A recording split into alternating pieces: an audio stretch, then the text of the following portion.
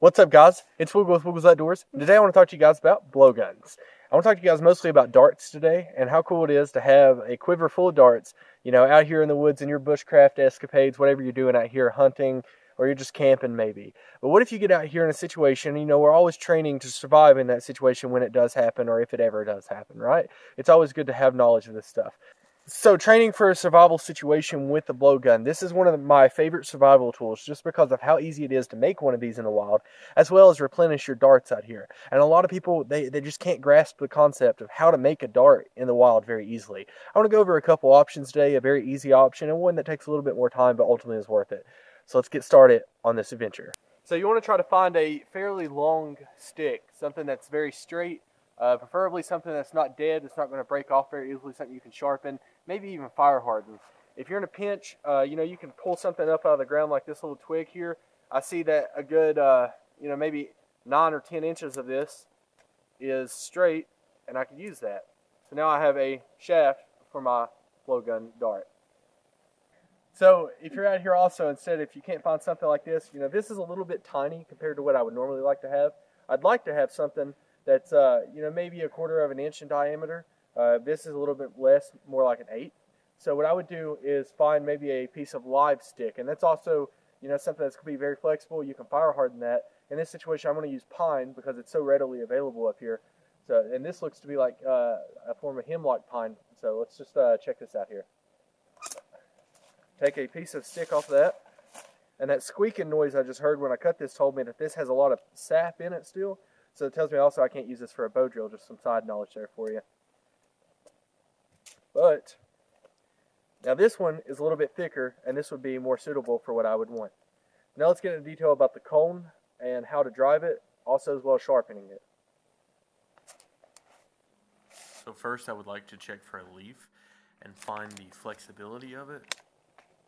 So for this situation, for my cone, which is the orange darts on this, which is what drives the power of your lungs through the dart and pushes it into something, this leaf is going to be my cone. Now, in a situation, I would prefer to use something like cotton, and I usually do carry some cotton with me. Oftentimes in your first aid kit, you can find gauze, cotton balls. There's a lot of things you can have there. You can look around and find cattails. Anything that's got that fibrous material on the inside, that would be key to this. However, if you're out here, I found that live leaves usually don't work too well, especially for like mountain laurel or anything that's got a very breakable leaf. So you want something that's very pliable. That's why I chose this leaf. I also chose this because it doesn't have a lot of ridges on it, and that will make it to where I can bend it easier and not have to worry about holes or gaps inside of it to lose air power. And then all we're going to do now is you do need some cordage for this. If you need to make cordage or have cordage, it's always better to carry it with you. It's part of your 5 C's. But if you need to make cordage, you can check out this video. I've got link in the description below, and I'll leave it at the end of this video for you guys to watch as well. But for this dart, which I'm going to toss this one to the side, it's just too little for me to use. I wish this one was a little bit longer. But what I'm going to do is I'm simply just going to start rolling this dart around here.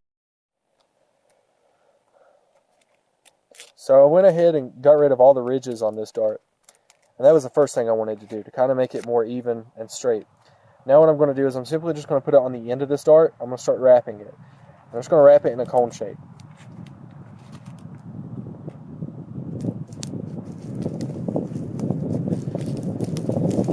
My quiver set at the angle where I believe would fit in my blowgun pretty good. And it doesn't take just a second to fix this. Now I'm just going to wrap my paracord here. This is the inside of a paracord, and I always suggest using the guts of a paracord before using the paracord itself, because there's just so many different fibers in there. And you can use this for so many different things: fishing line, trap line, all kinds of good stuff. And that's why I would always recommend paracord guts compared to just using the whole 5 strands that's inside of it anyways. Now I've got this tied on decently tight, and then you can always just lash a knot in it right here with the excess that's left over. For the purpose of this video, it's going to stay on pretty well, and I'm not too worried about this. And now we have the dart and the quiver set up. Now that I have my cone and or my fletching set for my dart, I now have what will guide my dart. Now I need to sharpen it up and make it hunting ready. And what I can recommend for this, I'm not going to do it to this dart because I don't need to, but you can always fire harden a dart, and we'll cover that in a separate video, or you can just look it up. It's pretty easy. I mean, you just slowly heat treat the wood is all you do. And what that does is it hardens the wood. And you want to do this to more alive stuff than dead, of course. And if you're using a dead dart, it's probably not going to last more than once anyways. And you're going to have to resharpen these darts quite a bit. But I'm going to put a pretty fairly sharp point on this. And I've got my quiver set up. And I'm not expecting this to last more than around 3 shots for the quiver. And then I'll have to replace that quiver again. But it took me less than 5 minutes to make that single quiver. And, you know, one quiver can set up for a, 10-yard shot on a squirrel. If I can land that squirrel, I'm fine. I'm good to go. If I set up and make 20 or 30 of these of the evening times when I'm trying to save my calorie intake anyways, and I'm sitting around a fire trying to stay warm, I can make plenty of these guys, have them put aside in a quiver that I've made, and I can go from there. You can make quivers out of bark and all kinds of different stuff. But let's test this dart out and see what it does. So for a second dart, I kind of want to show you something you can use as a first aid kit, and this is why first aid kits are really good to have. You can use electric tape, duct tape, or first aid tape, which is waterproof, which is really cool.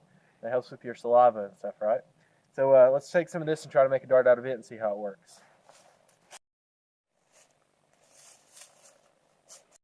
Wobble.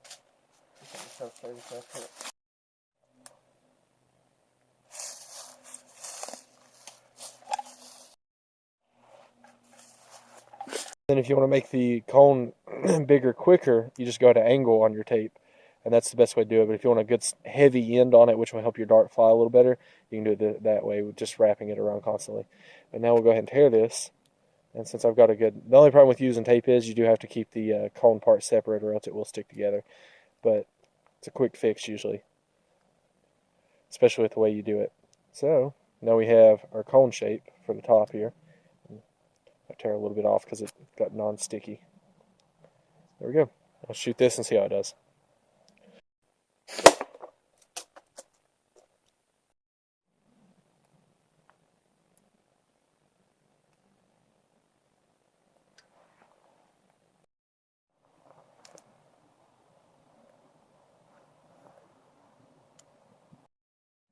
Next on my agenda is the Acorn. Now, this is the idea of just finding stuff that's ready to use out here. You can find all kinds of different nuts, berries, things like that you can use. If it's a berry, you're going to want to dry it out unless you're just pelting your friends with it, which I've done in another video, a gray wolf that goes hiking with me quite a few times.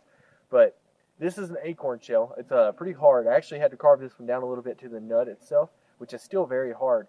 But if you can find them that will fit the bore of your blowgun, you can go ahead and use these to launch out. And you just simply push in. You don't want to push it too far and get it stuck out here.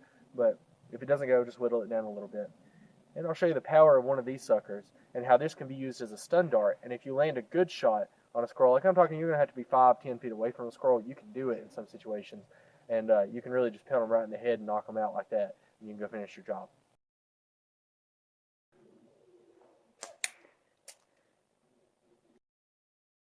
Acorns are very useful in a lot of different situations. You can actually mash them up and take the tannic acids out of them by a process of washing them and straining them. And then you can boil them down and get the starch out of it and use the starch to make bread. You can eat the acorns by itself by just roasting the acorns, but you do have to do the tannic acid process. Also, you can roast them as they are as soon as they come from a tree. Just bust down to that nut, roast it out, and then you're going to simply put it on a deadfall trap or a snare trap that you set for a squirrel. And you can use that to help bait in your creatures a little bit better. But not only can you use them for that, you can use them for blowguns as well. Very useful for a lot of different things. Alright guys, I hope you found this video useful. Make sure to check out the cordage video that I'll leave at the end of this. It's very useful for many bushcraft and survival situations that you may find yourself in. Go out there and train making your own darts simply because you don't want to wait until you're in a situation where you have to do it, because you will suck and they're not as easy as it looks. Thanks, guys, for watching. Again, make sure to go down below, like, subscribe, and comment. Peace out. And we'll go with Outdoors.